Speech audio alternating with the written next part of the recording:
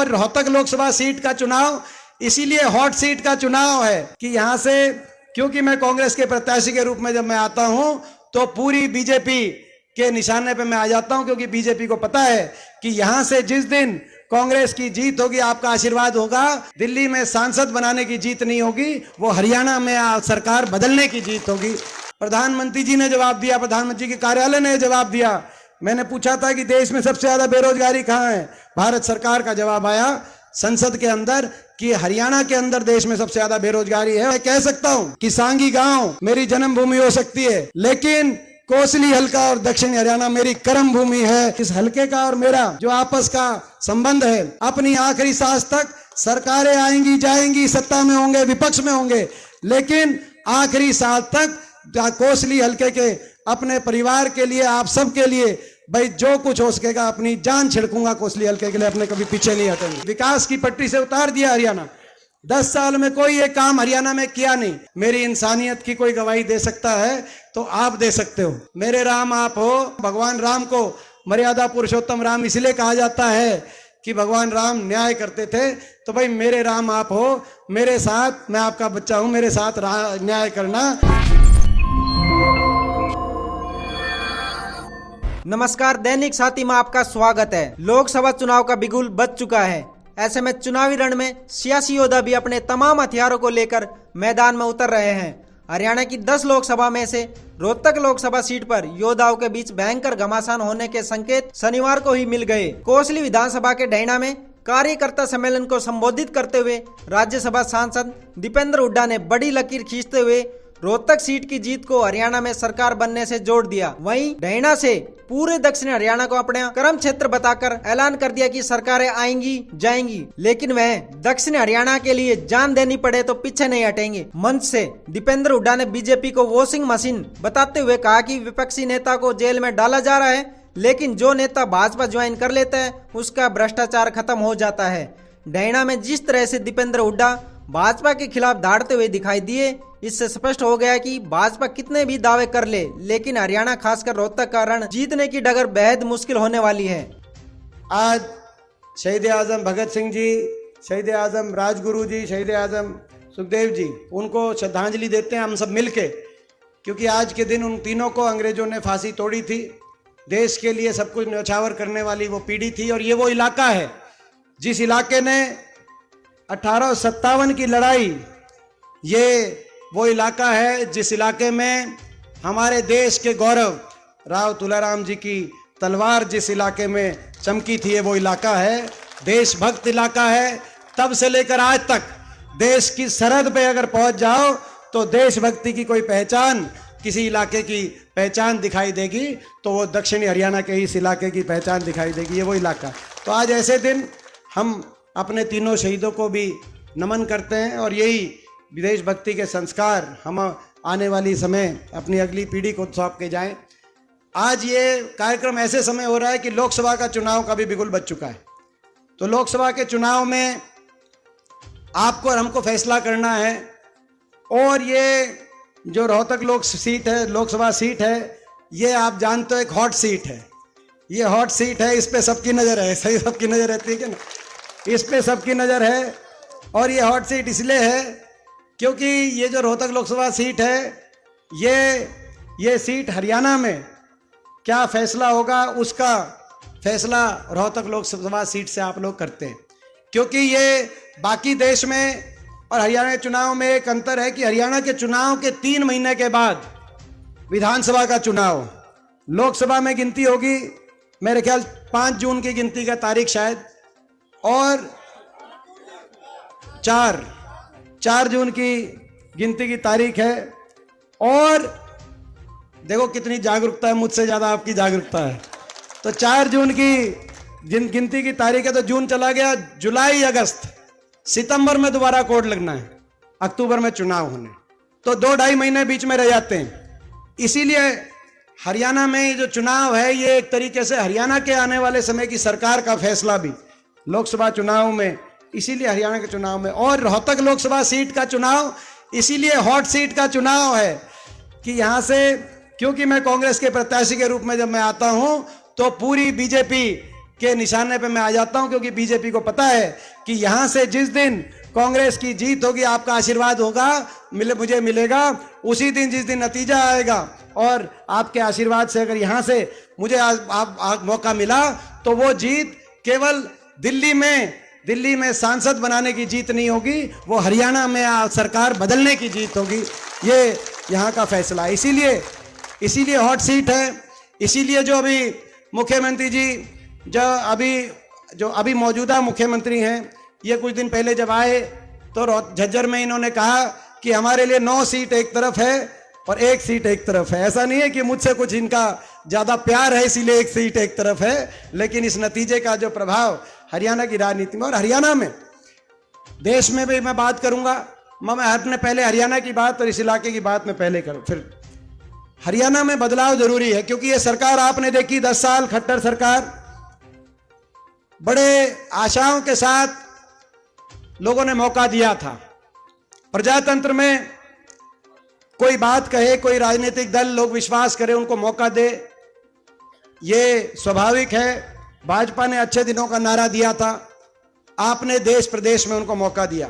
ये सरकार बनी हरियाणा में, देश में और हरियाणा दोनों जगह। 10 साल ये जो खट्टर सरकार हरियाणा में रही, आज इनके काम का आकलन करने का समय आया है, तराजू पे तोल के फैसला करने का समय आया। इनने क्या किया?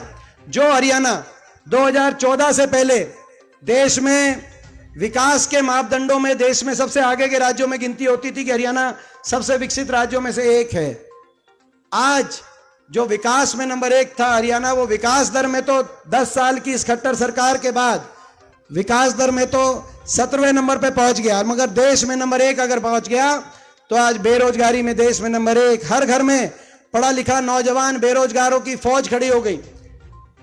बेरोजगारी में देश में नंबर 1 छोटी बात नहीं है। और ये मैं नहीं कह रहा, या हम विपक्ष में नहीं कह रहे, ये भारत सरकार ने, मोदी सरकार ने संसद के अंदर मेरे प्रश्न के उत्तर में, इसी सत्र में 2 महीने पहले इसी सत्र में मेरे प्रश्न के उत्तर में भारत सरकार ने यह जवाब दिया, प्रधानमंत्री जी ने जवाब दिया, प्रधानमंत्री के कार्यालय ने जवाब दिया।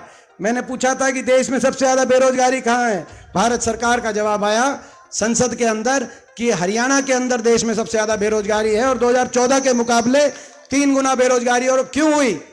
वो बेरोजगारी इसीलिए हुई 10 साल में ना तो निवेश हुआ, ना कोई नया औद्योगिक क्षेत्र लगा, ना कोई शिक्षा का नया कोई संस्थान हरियाणा में, ना कोई बड़ी परियोजना आई, ना कोई थर्मल का कारखाना, ना कोई IMT औद्योगिक क्षेत्र, ना कोई नया विश्वविद्यालय।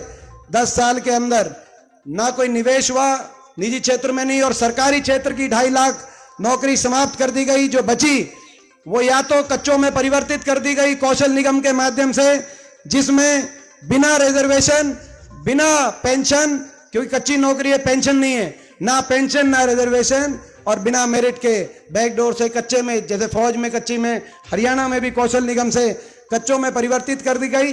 केवल 5 साल में, पिछले 5 साल में भी आखिर में आकर एक ग्रुप डी की नौकरी निकाली, और इस 5 साल में भी बाकी जो नौकरियां निकली वो तो भर्ती घोटालों की, पेपर लीक घोटालों की भेंट चढ़ गई। फिर भी कुछ लिस्टें निकली, बड़ी नौकरियों में हरियाणा से ज्यादा हरियाणा के बाहर के नौजवानों का नंबर आया।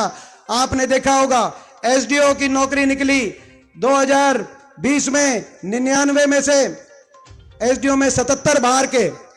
उसके बाद आपने देखा 78 SDO इलेक्ट्रिकल लगाए, 78 में से 76 बाहर के, केवल 2 हरियाणा के। HCS की नौकरी निकली, HCS की नौकरी में 38 हरियाणा के बाहर के। हमें किसी, ये सभी का देश है, हमें किसी प्रदेश के नौजवान कहीं भी लगे हमें कोई आपत्ति नहीं, लेकिन बाकी किसी प्रदेश में अगर हरियाणा के नौजवानों को अवसर नहीं मिल रहा तो हरियाणा का नौजवान हरियाणा के अंदर, अभी BDO की निकली, पंचायती राज, ब्लॉक डेवलपमेंट पंचायत अफसर, पंचायतों में काम करना है। 7 बच्चे लगे, 7 में से 5 बाहर के और केवल 2 हरियाणा के। हरियाणा की पंचायतों में काम करने के लिए दूर दराज प्रदेशों से दूसरी भाषा बोलने वाले हरियाणा में कैसे उपयुक्त हो सकते हैं? खट्टर साहब ही बताए। बड़ी नौकरियों में मौका मिला नहीं, केवल ग्रुप डी की नौकरी एक बार 2019 में निकाली और उसके बाद CET का चक्कर कटा दिया और आखिर में दोबारा से उसमें ऐसी क्वालिफिकेशन के बच्चे लगे, वो अपनी नौकरी छोड़ के चले गए, दोबारा से वैकेंसी बन गई, दोबारा ग्रुप डी की नौकरी। इलेक्शन के टाइम 5 साल तक घुमा घुमा के दोबारा ग्रुप डी की नौकरी निकालने का काम किया। और उसके साथ साथ अग्निपथ, उसके साथ साथ ऐसी योजना आ गई अग्निपथ, जय जवान जय किसान का नारा दिया था स्वर्गीय लाल बहादुर शास्त्री जी ने, और उस नारे की गूंज, जय जवान जय किसान की गूंज अगर देश के किसी कोने में एक सुनाई देती थी तो वो दक्षिणी हरियाणा अहिरवाल के इस कोने में दे जय जवान जय किसान हर गांव में। और यही खड़े होकर मैंने संसद में कहा कि ये वो इलाका है जिस इलाके में, इस इलाके की क्या पहचान है। ये मैं तो बचपन से इस इलाके में, और मैं कह सकता हूं कि सांगी गांव मेरी जन्मभूमि हो सकती है, लेकिन कोसली हल्का और दक्षिणी हरियाणा मेरी कर्म भूमि है। इस बात का मुझे गौरव प्राप्त है, इस बात का मुझे गौरव प्राप्त है कि हुड्डा साहब चुनाव लड़ते थे 91 में। मैं स्कूल का स्टूडेंट था, मेरी ड्यूटी कहीं लगती थी तो जो बहन जी पुराना जो कोसली हल्का, मेरी यही ड्यूटी लगती थी 91 में, 96 में, 98 में। और मैं ये भी कहना चाहता हूं, थोड़ा सा लाइन से अलग हो गए लेकिन दोबारा आएंगे अग्निपथ योजना पे। एक बात मैं और कहना चाहता हूं, कुछ लोग अभी कह रहे थे, दान सिंह जी ने जो बात कही कि भाई एक आध चुनाव में नतीजा उतना अच्छा नहीं रहा, मगर मैं, और फिर भी एमपी साहब यहाँ आते रहे, और एमपी साहब को फिर भी मैं बताना चाहता हूँ क्यों दान सिंह जी, ये वो इलाका है, ये कोसली हल्का, ये वो इलाका है। हमारे परिवार ने, चौधरी रणबीर सिंह जी ने यहाँ से लोकसभा के चुनाव लड़े, हुड्डा साहब ने 5 लोकसभा के चुनाव लड़े, मैंने 4 लोकसभा के चुनाव लड़े, हमारे परिवार ने 13 बार लोकसभा के चुनाव लड़े। एक आध इलेक्शन को छोड़कर ये कोसली हल्का है, एक एक गांव ने पूरा आशीर्वाद दिया यहाँ से, वो कैसे भूल सकते हैं। हमारी 3 पीढ़ियां यहाँ से आशीर्वाद लेके लोकसभा में पहुंची हैं। मैं समझता हूँ कि भाई एक आध चुनाव देश के इतिहास में, प्रजातंत्र है, एक आध चुनाव में, लेकिन हर चुनाव में यहाँ से आशीर्वाद मिला, चाहे दादाजी रहे हों, चाहे हुड्डा साहब रहे हों। और मेरी तो बचपन से यहाँ ड्यूटी लगती थी, बचपन में आता था कि गांव में कोसली के, पुराने कोसली के, जाटूसाना के गांव नए हमारे जरूर जुड़े 2009 में, लेकिन पुराने तो, मगर ये हल्का तो एक ही। तो मैं समझता हूँ यही कारण है कि ये जो इस हल्के का और मेरा जो आपस का संबंध है वो कभी जो है, मैं समझता हूँ आखिरी सांस तक, अपनी आखिरी सांस तक, सरकारें आएंगी जाएंगी, सत्ता में होंगे विपक्ष में होंगे, लेकिन आखिरी सांस तक कोसली हल्के के अपने परिवार के लिए, आप सब के लिए भाई जो कुछ हो सकेगा अपनी जान छिड़कूंगा कोसली हल्के के लिए, अपने कभी पीछे नहीं हटेंगे। ये मेरा, क्योंकि मेरा बचपन यहाँ बीता है। मैं कर्म आदमी, किसी भी किसी भी व्यक्ति के जीवन में एक जो है बचपन होता है और एक जवानी होती है। मेरा बचपन भी यहाँ बीता है, मेरी जवानी भी यहाँ बीती है, मेरी एक कर्म भूमि है। मैं समझता हूँ कि ये भगवान श्री कृष्ण की धरती है जहाँ उन्होंने गीता ज्ञान दिया था, कर्म सर्वोपरि और कर्म भूमि सर्वोपरि। तो ये मेरा हल्के के साथ ये रिश्ता है। खैर, हम बात कर रहे थे अग्निपथ की, जय जवान जय किसान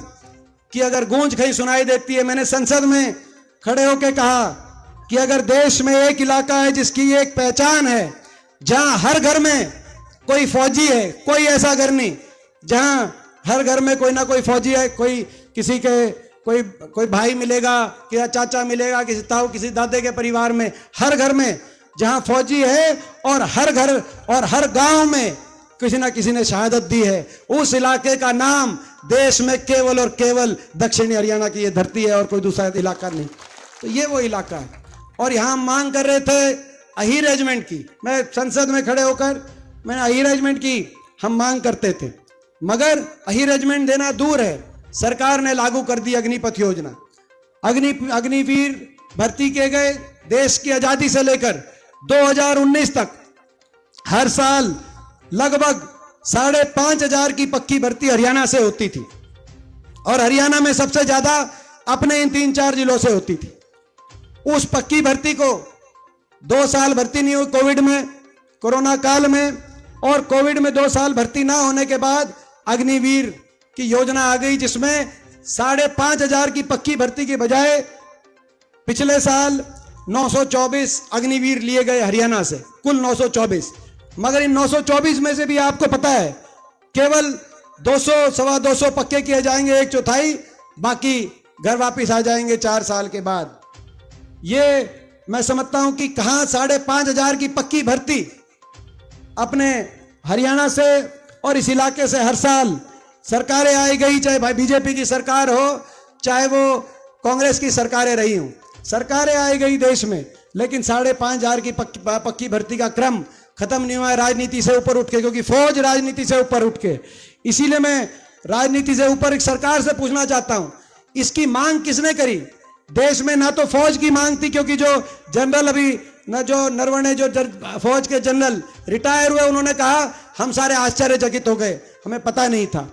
ना तो फौज ने मांग करी, ना किसी पार्टी ने मांग करी, ना देश के नौजवान ने मांग करी, ना किसी पार्टी के घोषणा पत्र में था, कोई भाजपा के घोषणा पत्र में ये बात नहीं थी, और ना ही फौज में कोई ऐसी कमी थी। ये तो वो फौज थी जिसने देश के हमेशा तिरंगे को ऊंचा रखने का काम किया, चाहे कोई किसी की पार्टी की सरकार रही हो, चाहे 1971 में इंदिरा गांधी जी प्रधानमंत्री और कांग्रेस पार्टी की सरकार रही हो, जब पाकिस्तान के 2 टुकड़े इस फौज ने करने का काम किया, और चाहे 99 में अटल बिहारी वाजपेयी जी देश के प्रधानमंत्री रहे हों, जब करगिल के अंदर देश के दुश्मन पाकिस्तान का अगर शीश झुकाने का काम किया, तो उस देश की फौज ने झुकाने का काम किया। इस देश की फौज में कोई कमी नहीं थी, मगर आपने पक्की भर्ती कैंसिल कर दी, और इस फौज में आप ये अग्निवीर योजना ले आगे। पहले तो ऐसा होता था कि फौज में कोई चला जाए तो सगाई लेके घर पहुंच जाते थे, और अब अगर 18 में भर्ती होगी तो भाई जो 21-22 में घर वापस आ जाएगा, बिना पेंशन के घर वापस आ जाएगा। अब जो है, और उसके ऊपर तिरस्कार ऐसा, बीजेपी के एक महासचिव हैं, उन्होंने कैलाश विजयवर्गीय जो महासचिव है भाजपा के, उनका बयान आया जब हमने संसद में आवाज उठाई कि अग्निपथ योजना गलत है, तो इतना घमंड कि उनका बयान आया कि जो अग्निवीर बिना पेंशन के वापस आ जाएंगे, हम देश में बीजेपी के आलीशान दफ्तर खोल रहे हैं, उन दफ्तरों में के आगे चौकीदार लगाने के काम आएंगे। मैं समझता हूं ऐसा घमंड, ऐसा अहंकार ठीक नहीं है। अहंकार और घमंड तो आनी जानी चीज है। अगर कुछ कायम रहा इस देश में तो इस जनता का स्वाभिमान कायम रहा है, देश की जनता स्वाभिमान का। भाजपा को इतना अहंकार नहीं करना। तो मैं समझता हूं कि आज इन सब कारणों की वजह से देश में सबसे ज्यादा बेरोजगारी आज हरियाणा में, खट्टर सरकार की देन, केंद्र सरकार की देन। देश में सबसे ज्यादा बेरोजगारी, देश में सबसे ज्यादा महंगाई। आज अगर देश में सबसे ज्यादा कानून व्यवस्था अगर खराब स्थिति हुई है, हर रोज आप देख रहे हैं कहीं अपराध की तरफ। हरियाणा की एक पहचान थी, एक नारा था, दूध दही का खाना, ऐसा था हरियाणा। अब नशे में नंबर 1 हरियाणा। अपने हरियाणा में नशा भी आ गया है। नौजवान कहीं बेरोजगारी के, नशे के, अपराध के, डिप्रेशन के, कई जिलों में हरियाणा के पलायन कर रहे हैं, विदेशों में भी जा रहे हैं। ऐसी स्थिति हरियाणा की हो गई। विकास की पटरी से उतार दिया हरियाणा। 10 साल में कोई एक काम हरियाणा में किया नहीं, विकास की पटरी से उतार दिया। और हर वर्ग का अपमान अगर किया तो इस खट्टर सरकार ने किया। हर वर्ग, कोई ऐसा वर्ग नहीं। अगर सरपंच गए अपनी मांग मनाने के लिए तो सरपंचों पे लाठीचार्ज, कर्मचारी गए ओल्ड पेंशन स्कीम के लिए तो कर्मचारियों पे लाठीचार्ज, आशा वर्कर आंगनवाड़ी गई हमारी बहनें अपनी मांगों के लिए, उन पे लाठीचार्ज।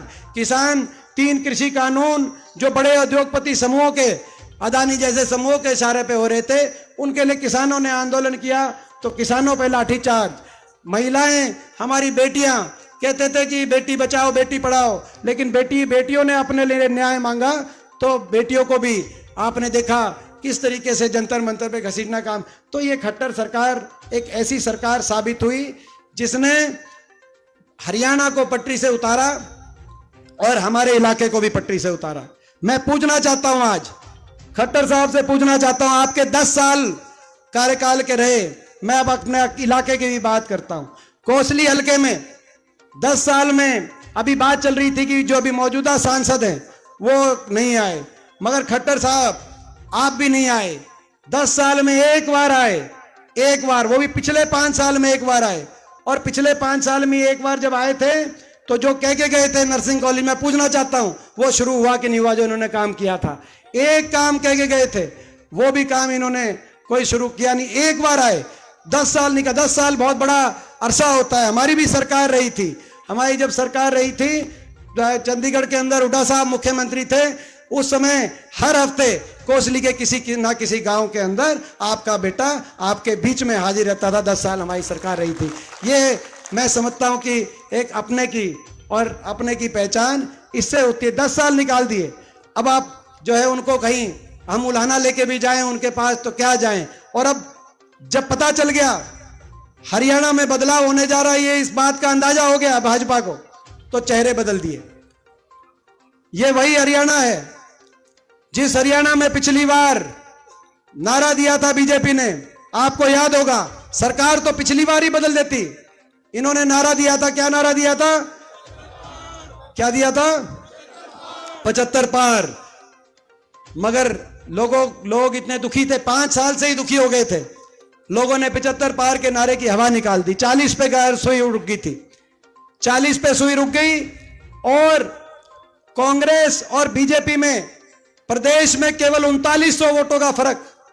अगर 3900 वोट पिछली बार 2019 में हमारी ज्यादा आ जाती कांग्रेस पार्टी की, तो हमारी 36 सीट आती और बीजेपी की 35 सीट।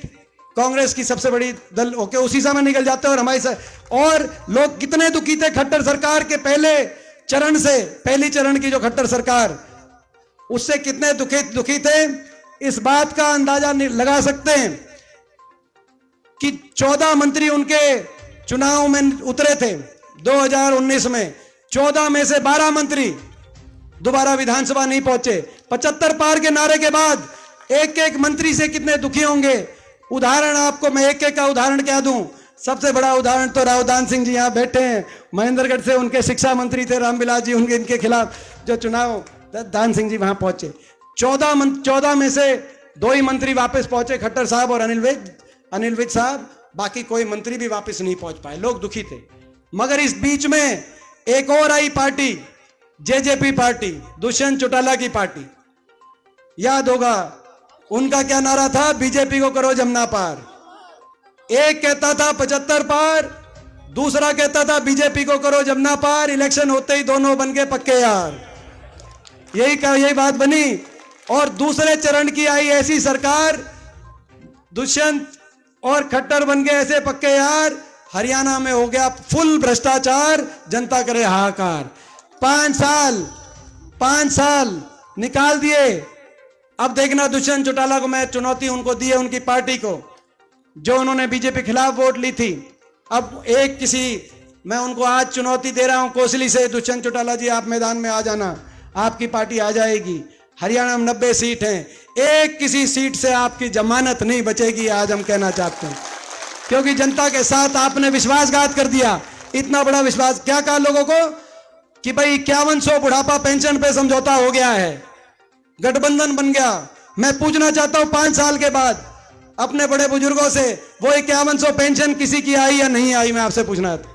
5100 की पेंशन का समझौता नहीं था, हरियाणा को डबल इंजन से लूटने का समझौता था, भ्रष्टाचार की फाइलों को बंद कराने का समझौता था। और हरियाणा में महकमे बांट के आपस में, कौन सा महकमा किसके पास जाएगा, शराब का महकमा किसके पास जाएगा, एक्साइज का किसके पास जाएगा, माइनिंग का महकमा, खनन का महकमा किसके पास जाएगा, आपस में महकमे बांटकर 5 साल तक दोनों डबल इंजन से दोनों ने खाई मोटी मलाई। और अब राम राम करके भाई, दोनों भाई करके राम राम, ये होगा। अब चेहरे बदल लिए, पता चल गया इनको कि नाराजगी हो गई है। हरियाणा में पिछली बार 3900 वोटों से किस्ता बची थी, इन्होंने गठबंधन की, इस बार लोग नाराज हैं, हर वर्ग के लोग नाराज हैं। हरियाणा का भट्टा बिठा दिया इस सरकार ने, नाराजगी हो गई तो चुनाव से 2 महीने पहले चेहरे बदल दिए। मगर मैं आज कहना चाहता हूं बीजेपी वालों को, आपने मुख्यमंत्री भी बदल दिया, आपने उप मुख्यमंत्री भी बदल दिए, अब चेहरे क्या बदलोगे। अब तो चुनाव की घोषणा हो चुकी है, अब तो लोग हरियाणा की सरकार ही बदलेंगे। आज मैं इनको कहना चाहता हूं, अब क्या आप चेहरे बदलेंगे, और चेहरे भी बदले और सरकार भी ऐसी कि इस इलाके का, हमारे इस इलाके का मान सम्मान नहीं हुआ, इस इलाके का मान सम्मान नहीं हुआ।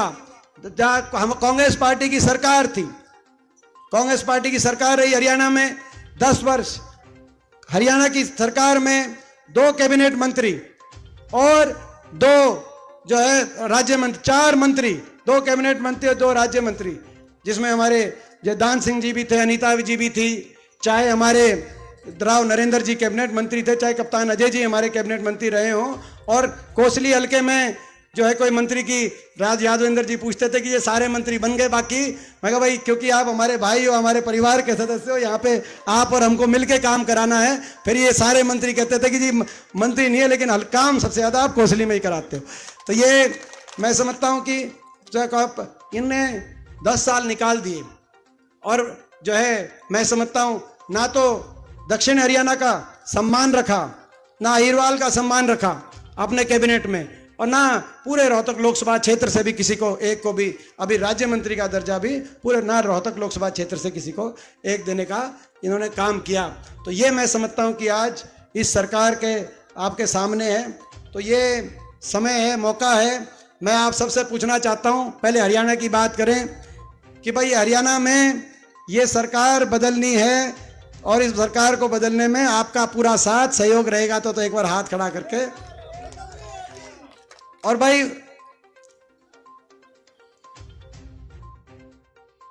और उसके साथ साथ आज थोड़ी दिल की बात कह रहा हूं तो थोड़ा पानी पी के करनी पड़ेगी भाई। उसके साथ साथ जहां तक कोसली हल्के की बात है, जब आपने मौका लिया 10 साल, तो जो हो सकता था एक एक गांव में पहुंचकर हर व्यक्ति से, हर गांव के पास जाकर मैंने जो हो सकता था, एक लोकसभा सांसद के रूप में नया मैं अमेरिका से आया था, मुझे ज़्यादा राजनीति का ज्ञान नहीं था, लेकिन सिर पे एक ही धुन सवार थी कि हमारा क्षेत्र आगे जाए, क्षेत्र में विकास हो और विकास का पहिया घूमे। और मेरे दिल में केवल एक बात थी कि काम हो, विकास हो और मेरी वजह से किसी एक आदमी को भी मेरी वजह से कोई दुख ना पहुँचे। कोई एक आदमी भी पूरे दिन में अगर हल्का सा भी कोई जो है बिना स्माइल के वापस चला जाता था तो मेरे को रात को नींद नहीं आती थी। 10 साल जो मैंने हो सकता था आप सबके लिए अपना प्रयास किया। हम एक केवल उदाहरण अपने हल्के के लिए, हम केवल उदाहरण, वैसे एक एक कामों की तुलना आपके बीच में जो एक पैम्फलेट के माध्यम से पहुंची है, लेकिन हम कोसली हल्के में केवल एक तुलना शिक्षा के क्षेत्र में एक दें, क्योंकि शिक्षा ऐसा है जो आने वाले पीढ़ी को आगे लेके जाने का। जब मैं छोटा सा था और मैं आता था यहाँ पे हुड्डा साहब के चुनाव में, तो सबसे बड़ी बात थी कि एक बड़ा मुद्दा था कि दक्षिण हरियाणा में सरकारें आई गई, अलग अलग पार्टियों की सरकारें बनी, मगर एक भी विश्वविद्यालय, सरकारी विश्वविद्यालय दक्षिण हरियाणा के अंदर किसी जिले के अंदर नहीं बना। जब सरकार बनी आपके आशीर्वाद से और मौका मिला तो पहली कलम से, चाहे वो महेंद्रगढ़ के अंदर सेंट्रल यूनिवर्सिटी बनवाने की बात हो, चाहे रेवाड़ी के मीरपुर के अंदर इंदिरा गांधी यूनिवर्सिटी बनाने की बात हो, और चाहे गुड़गांव के अंदर डिफेंस यूनिवर्सिटी बनाने की बात हो, 3 यूनिवर्सिटी अगर किसी एक, ये इतिहास में ये दर्ज भी बात जाएगी। 10 साल आपने ये सरकार भी देख ली, अपनी सरकार में 3 यूनिवर्सिटी बनी। और कोसली क्षेत्र के अंदर चाहे वो भगत फूल सिंह जो रीजनल सेंटर, जो हमारी महिलाओं के लिए रीजनल सेंटर जो कृष्ण नगर लुलाहिर के अंदर, और मैं कहना चाहता हूं ये रीजनल सेंटर तो एक आधारशिला है। इस बार मौका मिलेगा तो वहां भी महिलाओं के लिए, अपनी बेटियों के लिए विश्वविद्यालय बनवाने का वहां पे काम करेंगे, ताकि एक पूरा विश्वविद्यालय, जैसे मीरपुर में विश्वविद्यालय बनवाया था, जैसे महेंद्रगढ़ के अंदर यूनिवर्सिटी बनी, ऐसे ही कृष्ण नगर के लुलाहिर के अंदर भी हमारी लड़कियों के लिए, बेटियों के लिए एक यूनिवर्सिटी बने। इसी तरीके से ये जैनाबाद के अंदर आपको याद होगा जब अपनी सरकार थी, इंजीनियरिंग कॉलेज की मांग आई और प्रदेश के अंदर केवल एक ही सरकारी इंजीनियरिंग कॉलेज उस समय अलग से जो सेपरेटली जो चल रहा था, जो किसी यूनिवर्सिटी के बाहर, तो चौटाला राज में बना था चौधरी देवीलाल इंजीनियरिंग कॉलेज नाथुरुषि चोपटा सिरसा के अंदर, चौटाला सरकार में बना था। अपनी गवर्नमेंट में 10 साल हमें जब मौका मिला कांग्रेस की, तो 2 सरकारी इंजीनियरिंग कॉलेज पूरे प्रदेश के अंदर केवल 2 स्थापित हुए। एक सरकारी इंजीनियरिंग कॉलेज जैनाबाद के अंदर और दूसरा सरकारी इंजीनियरिंग कॉलेज झज्जर के अंदर। जैनाबाद में हमारे जो है मैं समझता हूँ राव वीरेंद्र सिंह जी के नाम से, और झज्जर के अंदर चौधरी रणबीर सिंह जी के नाम से 2 इंजीनियरिंग कॉलेज पूरे प्रदेश के अंदर। आज पूरे प्रदेश में केवल मात्र 3 सरकारी इंजीनियरिंग कॉलेज हैं। और ये जो जैनाबाद वाला कॉलेज है, इसमें तो एक और ऐसी बात है जो प्रदेश में और कहीं नहीं। बाकी जगह तो जिस गांव में है उस गांव के लिए केवल 5% का रिजर्वेशन है, लेकिन जैनाबाद के अंदर डहीना का भी 5% है और जैनाबाद का भी, दोनों गांव का 5% अगर रिजर्वेशन है। हम आएंगे, हम जाएंगे, आने वाले समय में हम रहे ना रहे, मगर ये शिक्षा के जो संस्थान हैं इनके माध्यम से हमारी अगली पीढ़ी को ताकि दिशा मिले। इसी तरीके से 5 उस समय नए सरकारी ITI बने, कोसली में 2 राजकीय महिला विश्वविद्यालय बने हमारी सरकार में, 2 महाविद्यालयों का निर्माण हुआ, 2 नए सरकारी पॉलिटेक्निक बने, 1 सैनिक स्कूल गोडड़ा टप्पा खोरी में हमारे साथ लगते क्षेत्र में, 1 केंद्रीय विद्यालय, 95 स्कूल अपग्रेड हुए। अब जो अपने पूरे क्षेत्र में, कोसली क्षेत्र में मैं शिक्षा की बात कर रहा हूं, मैं पूछना चाहता हूं अरविंद शर्मा जी से, आपकी 5 साल से आप सांसद हो, आप एक कोई कॉलेज, एक ITI, एक पॉलिटेक्निक और कोई एक स्कूल बता दो कोसली के अंदर जो आपने बनवाने का काम, एक आप बता दो। अरविंद शर्मा जी से मैं पूछना चाहता हूं। तो भाई, तो ये मैं अरविंद शर्मा जी से, इसी तरीके जब अपनी जब सरकार थी तो कोसली में 50 बेड का जनरल अस्पताल बना, एक अस्पताल नाहड़ में CHC, और जो है अपना गुड़ियानी में बउआ के अंदर, और जो इसी तरीके से जो बाकी जो अपना एक काम, तो मैं क्या बताऊं आपको सारी बात पता है। कहने की बात यह है कि कोसली के लिए मौका मिलेगा, मैं ये मानता हूं कोसली के लिए जो है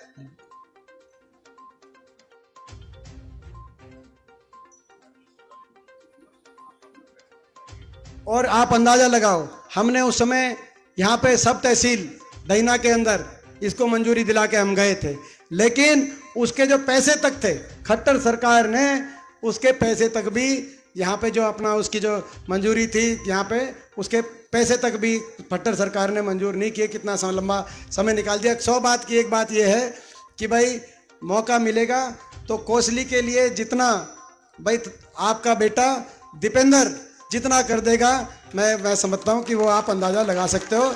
ये मेरा परिवार है, ये मेरा घर है, और मुझे पूरा विश्वास है, इस बार पूरा विश्वास है कि आपका आशीर्वाद मिलेगा।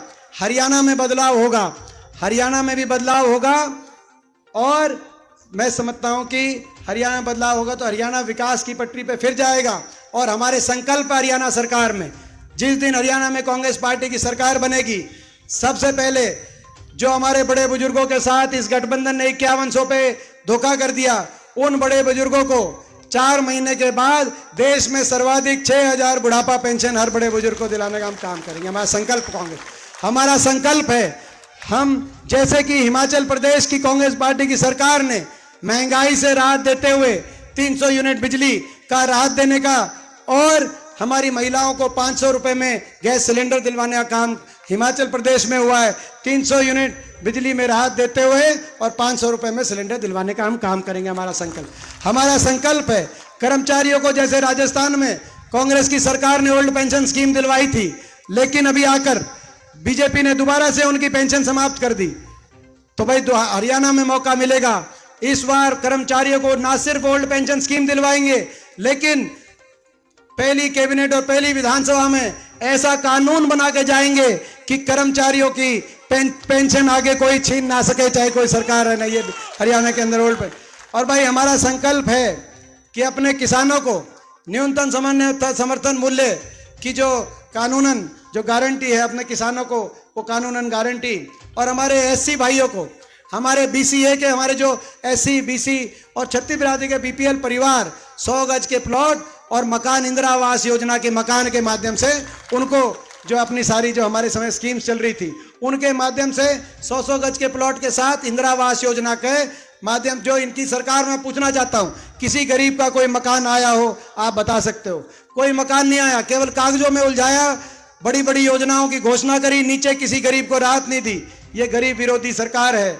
ये हमारे सारे भाइयों के लिए 3.5 लाख का जो किस्त वाला इंदिरा आवास योजना को लागू करेंगे, और हमारे हर परिवार को 100 गज का प्लॉट और जो है उनके मकान की सहायता दिलवाने का हम काम करेंगे। ये भी हमारा संकल्प है। और हमारा संकल्प है देश में, और फैमिली आईडी, जो फैमिली आईडी कहीं फैमिली आईडी, प्रॉपर्टी आईडी और ये जो पोर्टल, इनके सारे जो उसमें जो सारी इस तरह से जो झंझटों में लोगों को फंसाने का काम हुआ है, इस सारे झंझटों से लोगों को इसका समाधान कराने का हम काम करेंगे। और भाई जो देश में आज देश में लोकतंत्र पे, देश के लोकतंत्र पे आज हमला ये सरकार कर रही है, देश के संविधान पे। संविधान को अभी एक बीजेपी एमपी की का स्टेटमेंट आई कर्नाटक से कि हमने 400 पार का नारा इसीलिए दिया है बीजेपी ने कि 400 पार, ताकि संविधान हम बदल दें और संविधान तोड़ दें।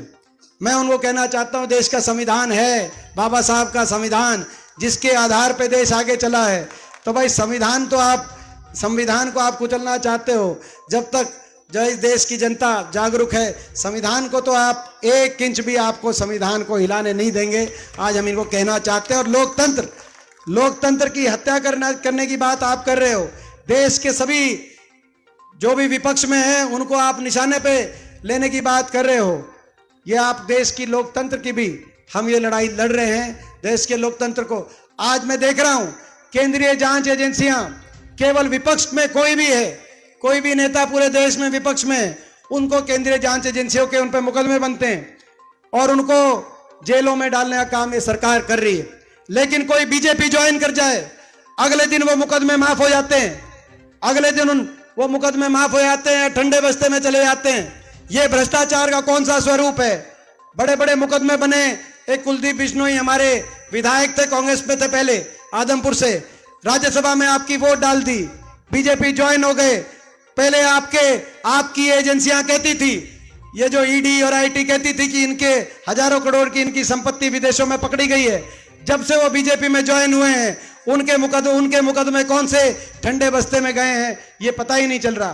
कहीं महाराष्ट्र में अजीत पवार, कहीं नारायण राणे, बड़े बड़े घोटालों के जो अपना जिनके नाम चल रहे थे। लेकिन आपकी जांच एजेंसियां जांच करानी हो तो आप उनकी जांच कराओ। कोरोना काल में जहां एक दूसरे की मदद करने के लिए लोग अपने जेब से भी खर्च रहे थे, उस समय वैक्सीन बनाने वाली कंपनी से बीजेपी ने करोड़ों रुपए का चंदा लिया और उसके चंदा लेने के 12 दिन के बाद उसको वैक्सीन की उसकी परमिट कराई और देश में उनको अपने जो मन चाहे भाव के अंदर वैक्सीन लगवाने की जो इजाजत दी। क्यों आपने लिया चंदा? वैक्सीन की कंपनी को आपको चंदा देने की क्यों जरूरत हुई और आपने चंदा क्यों लिया? बीजेपी को अगर जांच करानी है तो ऐसे विषयों का जांच करानी चाहिए। मगर ये तो मैं समझता हूं कि आज इनका अहंकार और इनका घमंड, तो भाई इनका अहंकार, इनका घमंड भी बीजेपी का भी कुछ कम करना जरूरी है। मैं आप सबसे पूछना चाहता हूं, इनका घमंड, इनका अहंकार थोड़ा कम करोगे कि नहीं करोगे? मैं आप सबसे पूछना है, क्योंकि भाई ये जिस रास्ते पे चले हैं, इनका अहंकार, इनका घमंड कम से कम इतना कम हो कि भाई अगर ये कुछ ऐसी बात करें तो कम से कम कोई उनसे खड़े होकर कोई बात, उनकी लड़ाई लड़ सके। तो उसके लिए आपका साथ और आपका सहारा कोसली का चाहिए। और एक बात और मैं कहना चाहता हूँ, पिछली बार हमने शिक्षण संस्थाएं पे जोर दिया कोसली में कि बहुत सी ये ITI, polytechnic college, engineering college, आसपास विश्वविद्यालय, रीजनल सेंटर, शिक्षण संस्थाएं बने, इंफ्रास्ट्रक्चर बने। मगर उसके साथ साथ आने वाले समय में अगर हम अपने नौजवानों को अच्छी दिशा देना चाहते हैं तो औद्योगिक निवेश भी अपने क्षेत्र के अंदर जरूरी है। और इसीलिए ये हम संकल्प, यहाँ पे मैं आज आपके माध्यम से संकल्प मैं ले रहा हूँ, आने वाले समय में जैसे मानेसर में IMT, बावल में IMT इंडस्ट्रियल मॉडल टाउनशिप औद्योगिक क्षेत्र की स्थापना हुई, अगर आपके आशीर्वाद से मौका मिलता है, इस बार शिक्षण संस्थाएं एक तरफ और औद्योगिक निवेश के लिए एक बड़ा औद्योगिक निवेश के अपना कोसली क्षेत्र के अंदर, उस तरफ हम लोग सारे मिलकर प्रयास करेंगे। तो भाई गला भी बैठ गया। मगर मैं पूछना चाहता हूँ भाई, ये मेरी कर्म भूमि है, बचपन से लेके आज तक आपने देखा है, मेरी इंसानियत की कोई गवाही दे सकता है तो आप दे सकते हो।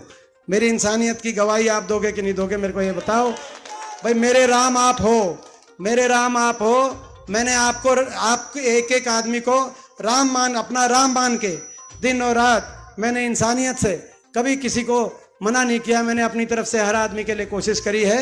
मैं ये आपसे पूछना चाहता हूँ, भगवान राम को मर्यादा पुरुषोत्तम राम इसलिए कहा जाता है कि भगवान राम न्याय करते थे।